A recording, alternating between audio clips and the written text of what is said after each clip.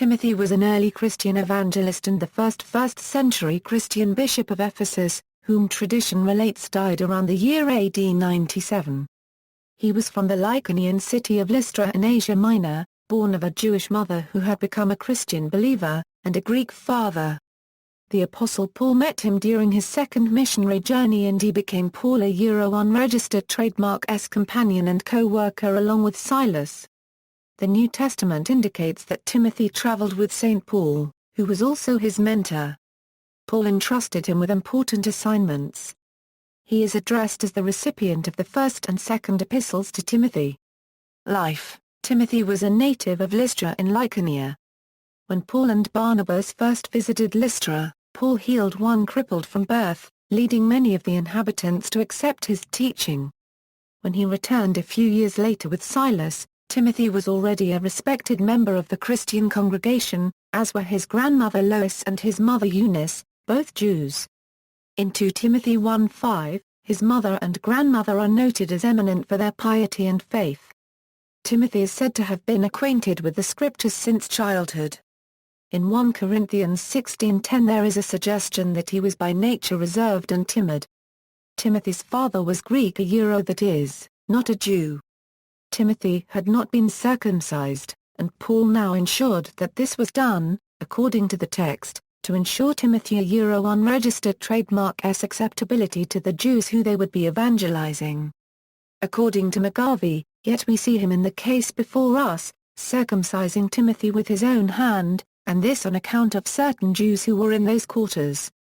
However, Acts 16:4 makes clear that this action did not compromise the decision made at the Council of Jerusalem, that Gentile believers were not required to be circumcised. He became St. Paul, a unregistered trademark's disciple, and later his constant companion and co-worker in preaching. In the year 52, Paul and Silas took Timothy along with them on their journey to Macedonia.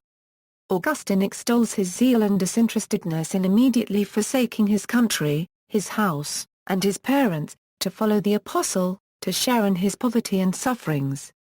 Timothy may have been subject to ill health or frequent ailments, and Paul encouraged him to use a little wine for thy stomach's sake. 1 Timothy 5:23, when Paul went on to Athens, Silas and Timothy stayed for some time at Berea and Thessalonica before joining Paul at Corinth. Timothy next appears in Acts during Paul's stay in Ephesus, and in late 56 or early 57 Paul sent him forth to Macedonia with the aim that he would eventually arrive at Corinth. Timothy arrived at Corinth just after 1 Corinthians reached that city.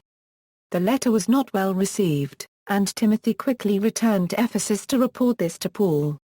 Timothy was with Paul in Corinth during the winter of 57 to 58 when Paul dispatched his letter to the Romans.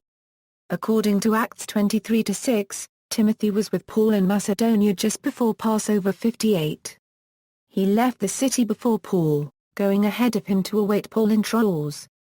That is the last mention of Timothy in Acts, Raymond Brown notes.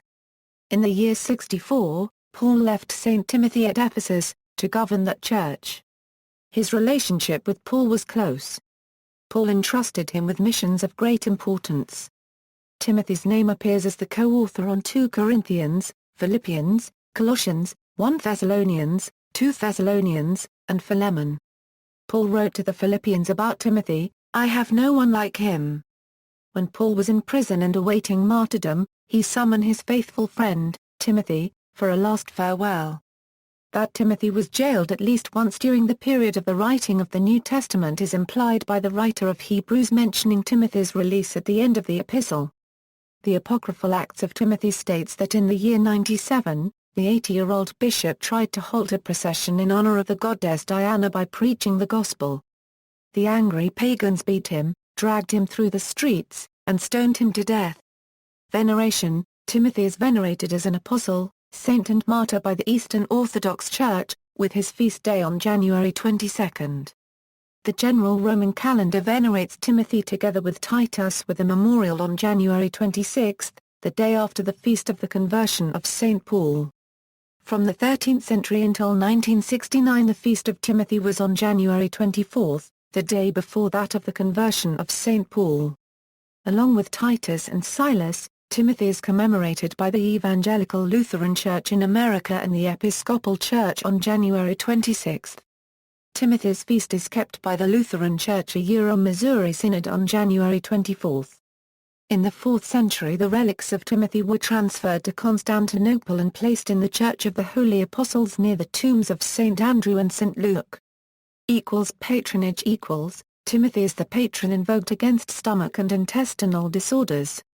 See also: Eunice, Lois, Acts of Timothy, First Epistle to Timothy, Second Epistle to Timothy, Development of the New Testament Canon Clement of Rome.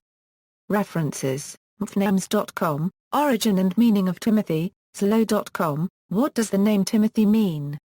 Eusebius, Historia Ecclesiastica 3.4. Translated by G. A. Williamson, Eusebius, The History of the Church, pages 109, Acts 16 1-4, Biography of St. Timothy, St. Timothy Evangelical Lutheran Church, Norfolk, Virginia, who was St. Timothy, St. Timothy's Episcopal Church, Fort Worth, Texas, Acts 16 1-3, McGarvey on Acts 16, ABCD Apostle Timothy, Orthodox Church in America, ABC Butler, Auburn. Lives of the Saints, Vol. I. Brown, An Introduction to the New Testament, pages 655, Calendarium Romanum, pages 86. External links: St. Timothy, Bishop and Martyr, http, www.santibeti@22450, http, www.catholic.org/php. Sainted = 367, colonnade statue in St. Peter's Square.